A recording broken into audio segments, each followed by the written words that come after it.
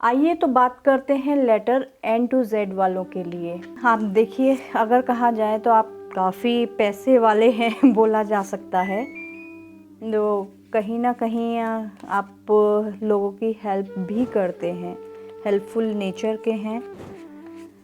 अगर देखा जाए वेल्दी भी हैं, रेस्पेक्टेड एक आपका नाम है और काफ़ी जेनरस पर्सनैलिटी है आपकी। अगर मैं बात करती हूँ तो आपकी पर्सनैलिटी काफ़ी रेस्पेक्टेड है, नेम एंड फेम आपको काफ़ी मिला हुआ है।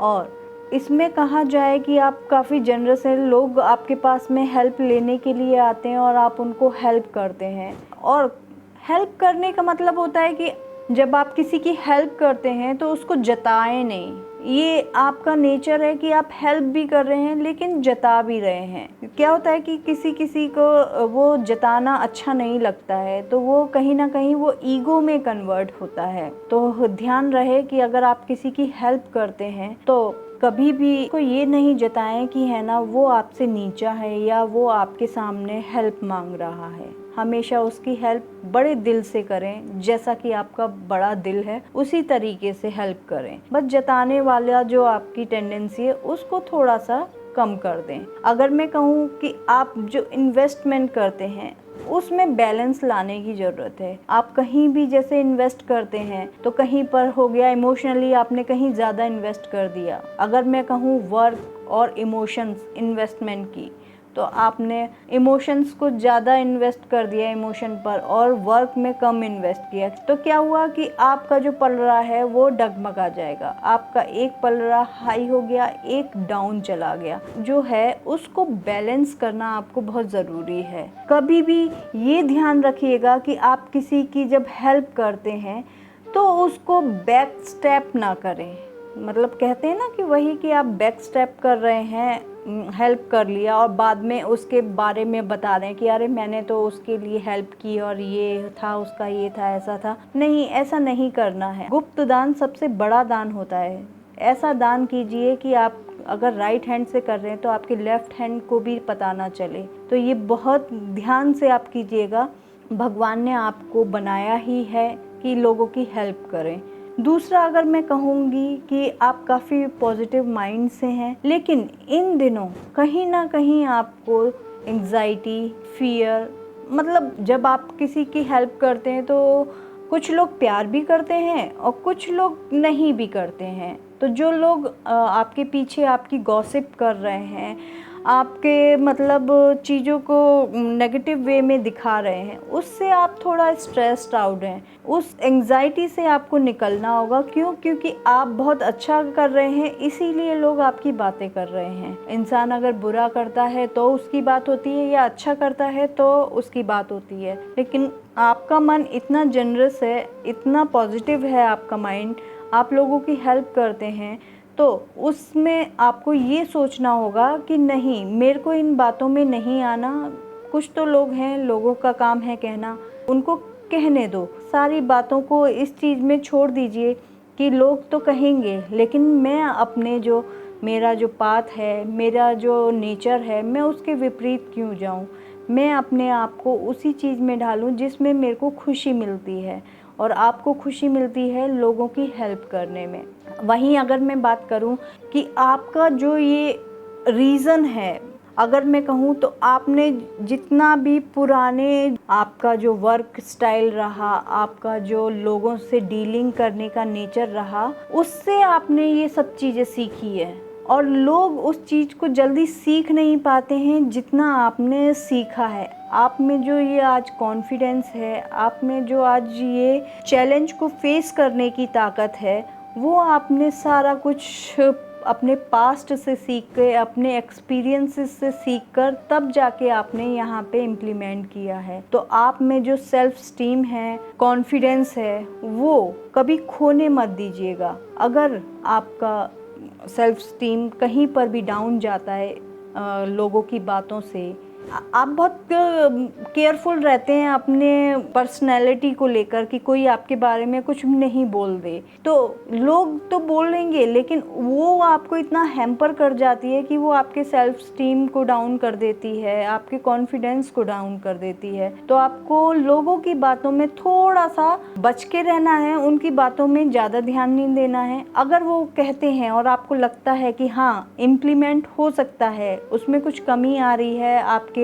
नेचर में या फिर आपके बर्ताव में या आपके काम में कोई कमी आ रही है और वो कोई आपको सलाह दे रहे हैं, तो उसको एज अ इम्प्लीमेंट के तौर पर लीजिए, उसको सुधारने के तौर पर लीजिए, ना कि उसको अपने अंदर स्ट्रेस एंजाइटी के रूप में लेना है। अगर आप सोच रहे हैं शादी के बारे में, मतलब आपकी कोई प्लानिंग हो रही है शादी को लेकर, तो ईयर आपके लिए शादी के भी चांसेस ला रहा है। दूसरा कहूँ कि आपके घर में कोई किसी की शादी फंक्शन होगा तो आप अटेंड ज़रूर कर सकते हैं, किसी पार्टी को अटेंड कर सकते हैं, किसी की शादी की सेरेमनी को अटेंड कर सकते हैं, ये चांसेस आपके लग रहे हैं। हाँ, दूसरा अगर मैं ये बात कहूँ कि ये आने वाला जो टाइम है आपका डीप लव तो ला ही रहा है, शादी के चांसेस भी ला रहा है और इनकम के सोर्स को भी बढ़ा रहा है। आपका जो है पार्टनर है वो आपकी लाइफ में बहुत ही अच्छा आपके करियर को ग्रोथ देने वाला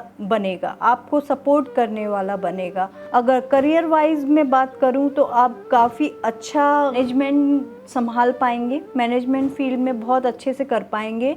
दूसरा चीज़ है कि आप हेल्थ वाइज भी ठीक रहेंगे।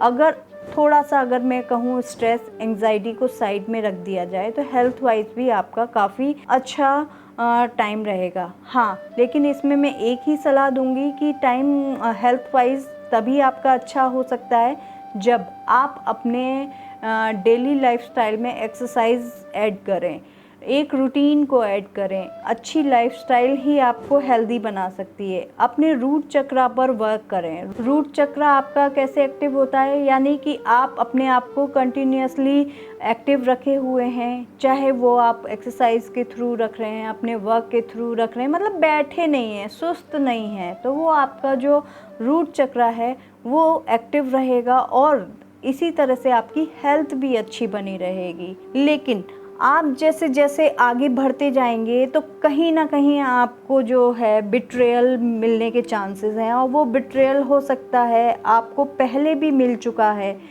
और अभी भी बिट्रेयल करने के लिए आगे बैठा ही हुआ है। तो आपने जिन जिन से धोखा खाया है, अवेयर रहें, वो आपको दोबारा से धोखा देने के लिए ही है आपके साथ में। तो सचेत हो जाएं, ये एक आपके लिए वार्निंग है, क्योंकि वो उस बिट्रेयल ने आपको बिल्कुल तोड़ दिया था और पास्ट के जो बिट्रेयल हैं और वो रेडी ही है बिट्रेयल के लिए, बट अब आपको ये गाइडेंस मिल रही है तो आप सचेत हो जाएं और ये आपकी लाइफ को चेंज कर सकता है। जो भी आपको पहले धोखा दे चुका है उनसे सतर्क रहने की ज़रूरत है आपको, नहीं तो आगे आपके लिए बहुत ही ज़्यादा बेकार कंडीशन, और आप जान रहे हैं कि कौन आपको धोखा दिया है। तो अब थोड़ा सा आ जाइए एक्शन में कि अब धोखा नहीं खाना है। आपका जो इमोशंस हैं बहुत ज़्यादा हाई है, इमोशनली आपको स्टेबल रहने की ज़रूरत पड़ेगी। क्योंकि आपको पता है कि अब कोई आपको बैक स्टेप करने वाला है और वो कोई आपका अपना ही है, आपका अपना ही है जो आपको बैक स्टेप करने वाला है। तो आपको उसके लिए थोड़ा सा इमोशनली आपको स्टेबल रहने की ज़रूरत है और उससे अगर आपको कुछ काम निकलवाना है तो बहुत ही आराम से प्यार से निकलवा लिया, लेकिन अपने जो चीज़ें हैं उनके बारे में नहीं बताना है। क्यों? क्योंकि अगर आपने उसको बताया तो वो तो बैठा ही है आपको धोखा देने के लिए। तो इस चीज़ के लिए आपको बहुत ज़्यादा वर्क करने की ज़रूरत है कि आप उससे शेयर चीज़ें ना करें और अपने आप को जो इमोशनली स्टेबल करें और अंडरस्टैंडिंग बनाएं कि भाई ठीक है, मेरे लिए ये चीज़ ठीक है, तुम्हारे लिए ये चीज़ ठीक है। इस तरह से अगर आप काम करेंगे तो मेरे को लगता है कि बैक स्टेप के जो चांसेस हैं वो थोड़े कई हद तक कम हो जाएंगे।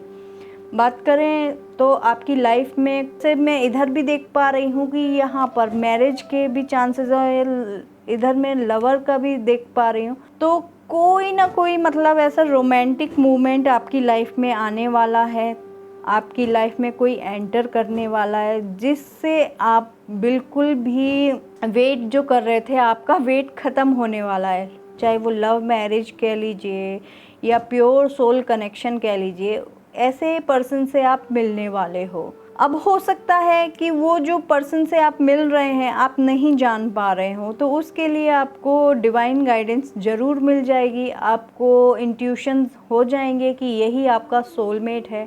बोल देते हैं कि soulmate girlfriend, boyfriend, husband, wife, नहीं, सोलमेट कोई भी हो सकता है। क्या पता आपका गुरु ही आपका सोलमेट हो जाए, क्या पता आपका दोस्त ही आपका सोलमेट मिल जाए। तो सोलमेट वो होता है जिससे आपकी जो सोल है वो आपस में मिल रही है। तो ज़रूरी नहीं है कि लवर्स के बीच में या स्पाउस के बीच में ही सोलमेट का हो। ये कह सकते हैं कि आपको इस ईयर सोलमेट मिलने का एक चांस बन रहा है।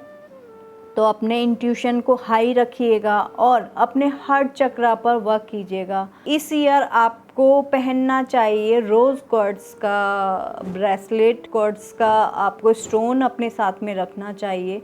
वो आपको अच्छा हेल्प करेगा और आपके जो हार्ट चक्रा है उसको एक इंट्यूशन में लाने के लिए कन्वर्ट करेगा।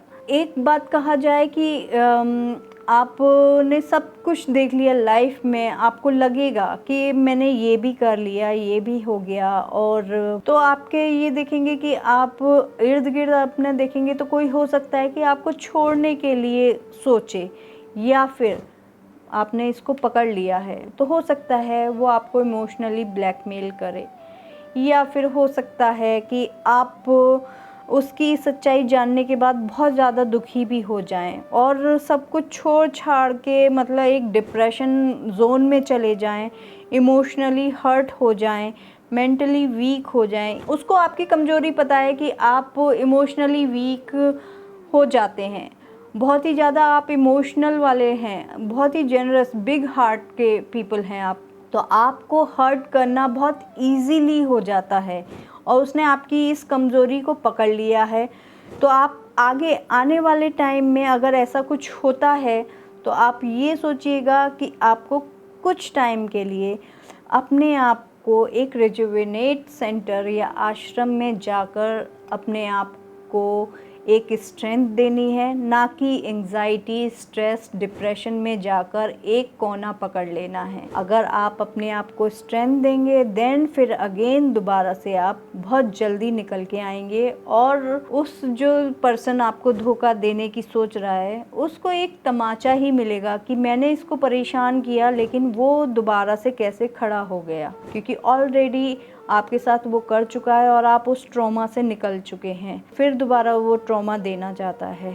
तो अब आपके पास एक फुल गाइडेंस है, आगे आपको क्या स्टेप लेना है, कैसे करना है, ये आपके लिए एक फुल गाइडेंस हो गई। तो आज के लिए थी ये गाइडेंस। कमेंट बॉक्स में कमेंट ज़रूर कीजिएगा। अगर आपको ये वीडियो पसंद आया हो तो लाइक, शेयर और सब्सक्राइब ज़रूर करें। यहाँ आपको मिलेगी टैरो, न्यूमरोलॉजी एंड स्पिरिचुअलिटी से जुड़ी हुई डेली गाइडेंस। अपना प्यार और सपोर्ट बनाए रखिएगा। मिलते हैं अगले वीडियो में एक नई गाइडेंस के साथ। राधे राधे।